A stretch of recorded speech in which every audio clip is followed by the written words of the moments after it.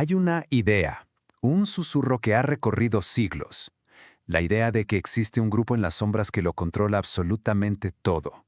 Se dice que sus símbolos están a la vista de todos, pero solo para quienes saben ver. Que mueven los hilos de los bancos, que ponen y quitan presidentes, que deciden el destino de las naciones. Se hacen llamar los Iluminados, o como todo el mundo los conoce, los Illuminati. La leyenda cuenta que son los arquitectos de un nuevo orden mundial, una élite que nos maneja a su antojo. Pero, ¿y si les dijera que la historia real es todavía más extraña, más fascinante que la propia leyenda? La primera pieza de este rompecabezas, y quizá la más famosa, es esta: que los líderes mundiales no son más que actores en un escenario, y que los Illuminati son los verdaderos directores de la obra. Pero no solo eso. Se les acusa de algo mucho más oscuro, de sembrar el caos deliberadamente, de iniciar conflictos y revoluciones solo para redibujar el mapa del mundo según sus propios intereses. Y que nada de esto es casualidad. Todo, absolutamente todo, forma parte de un plan maestro.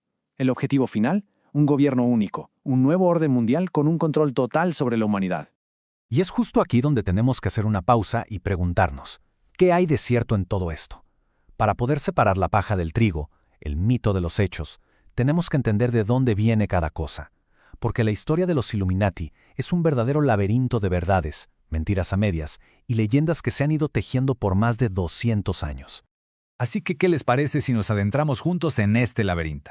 Vamos a empezar por el mito que todos hemos escuchado en algún lado. Después, haremos un viaje en el tiempo hasta el siglo XVIII para presenciar el nacimiento de la orden, la de verdad. Veremos cómo fue su vida, que fue muy breve pero muy intensa, y cómo, de las cenizas de su historia, nació una de las teorías de conspiración más grandes y duraderas de todos los tiempos.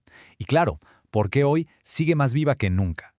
Muy bien, empecemos por el principio, o más bien, por el final de la historia. Hablemos de los Illuminati que conocemos hoy. Los de las películas, los de Internet, esa supuesta organización todopoderosa. Y aquí de entrada nos topamos con la primera gran sorpresa. El choque entre lo que creemos y lo que fue es brutal. Por un lado, la leyenda nos habla de una élite secreta, casi inmortal, que mueve los hilos del planeta. Y por el otro, los hechos históricos nos pintan un cuadro muy diferente. Una sociedad secreta, sí, pero que existió en Baviera, lo que hoy es Alemania, y que no duró ni siquiera 10 años. Y su objetivo, bueno, no era dominar el mundo, sino todo lo contrario, luchar contra el poder de la Iglesia y las monarquías absolutas, usando las ideas de la Ilustración. Pero la leyenda es poderosa. La lista de cosas de las que se les acusa es impresionante. Que si ellos planearon la Revolución Francesa, que si provocaron la derrota de Napoleón, que si estuvieron detrás del asesinato de Kennedy, hasta se dice que hoy en día controlan Hollywood y la música pop para lavarnos el cerebro. Es una narrativa de poder absoluto que lo abarca todo. Y este es el punto clave que hace que el mito se sienta tan real.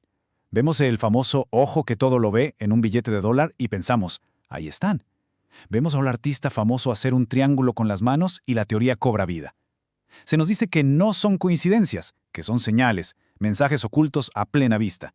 Pero, a ver, ¿quién fue la organización real que, sin quererlo, inspiró todo este universo de teorías?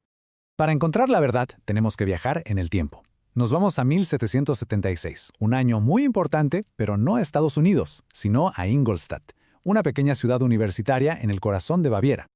Fíjense en esto. Al principio, el grupo ni siquiera se llamaba Illuminati. Su fundador, Adam Weishaupt, un joven y rebelde profesor de Derecho, lo creó junto a otros 4 amigos con el nombre de la Asociación de los Perfectibilistas. Suena muy diferente, ¿verdad? Y su meta era profundamente idealista. Querían educar a la gente en la razón y el pensamiento crítico para que con el tiempo las tiranías de los reyes y el control de la Iglesia simplemente se volvieran innecesarios. Y para que vean que no es invento, escuchen las propias palabras de Weishaupt. Él no buscaba poder político, buscaba una iluminación interior, una mejora moral. Creía que si lograba cambiar a las personas una por una, enseñándoles a pensar por sí mismas, el mundo entero cambiaría como consecuencia. Pero aquí es donde la historia se pone mucho más compleja y, la verdad, fascinante. Porque para alcanzar esa supuesta libertad de pensamiento, Weishaupt diseñó un sistema de control casi totalitario.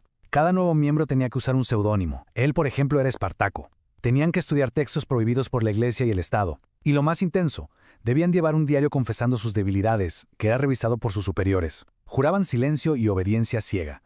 O sea, una sociedad que buscaba liberar a la humanidad a través del secreto y la sumisión más absoluta, una paradoja total.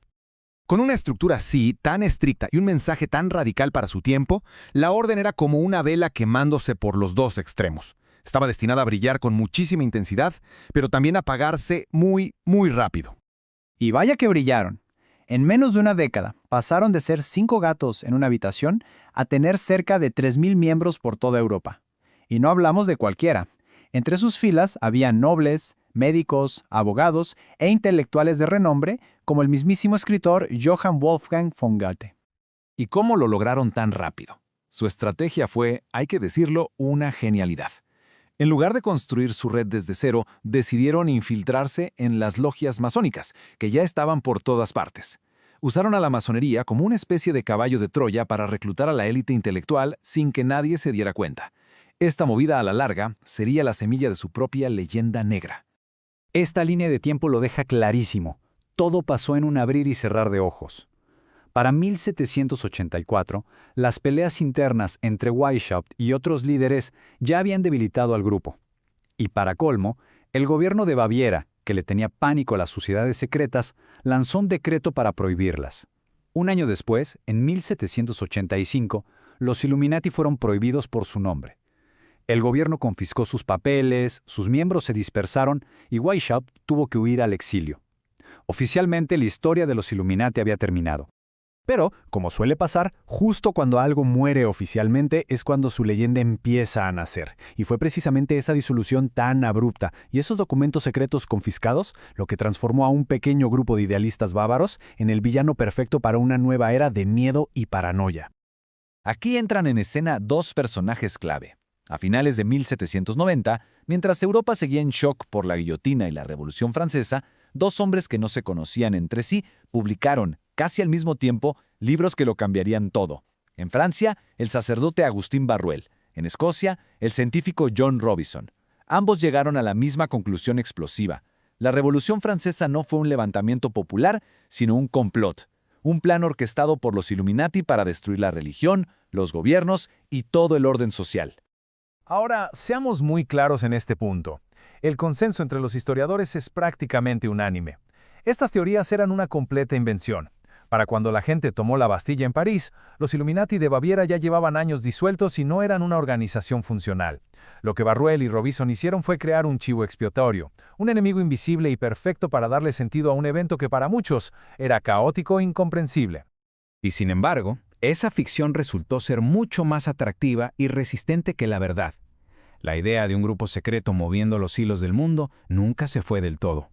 Pero fue en el siglo XX cuando resurgió con una fuerza que nadie esperaba. El renacimiento del mito moderno se dio en varias etapas. En los 60, un texto de contracultura llamado Principia Discordia revivió la idea como una broma gigante. Luego, en los 70, una trilogía de novelas de ciencia ficción, Illuminatus, la convirtió en un fenómeno de culto. Pero el boom definitivo llegó en el año 2000, con la novela Ángeles y Demonios de Dan Brown, que puso la leyenda de los Illuminati en boca de todo el mundo. Pero a ver, ¿por qué nos atrae tanto esta idea? ¿Qué tiene que nos engancha? Psicológicamente, la teoría de los Illuminati nos da algo que todos buscamos: orden. El mundo a menudo parece injusto, aleatorio, caótico. Y la idea de que en el fondo hay un plan, aunque sea un plan siniestro, puede ser extrañamente reconfortante. Nos da una explicación sencilla para cosas muy complejas y, sobre todo, le pone cara a nuestra desconfianza natural hacia el poder. Es creer que al menos alguien está al volante. Y esa es la pregunta con la que nos quedamos. Los Illuminati históricos fueron un experimento social, un grupo radical e idealista que ardió y se consumió en menos de una década. Pero los Illuminatis del mito, esos son un espejo. Un reflejo de nuestros propios miedos, de nuestra necesidad de encontrarle un sentido al caos y de nuestra eterna fascinación con el poder que se mueve en las sombras. Quizás al final el verdadero secreto no es si ellos nos controlan, sino por qué tenemos una necesidad tan profunda de creer que alguien lo hace.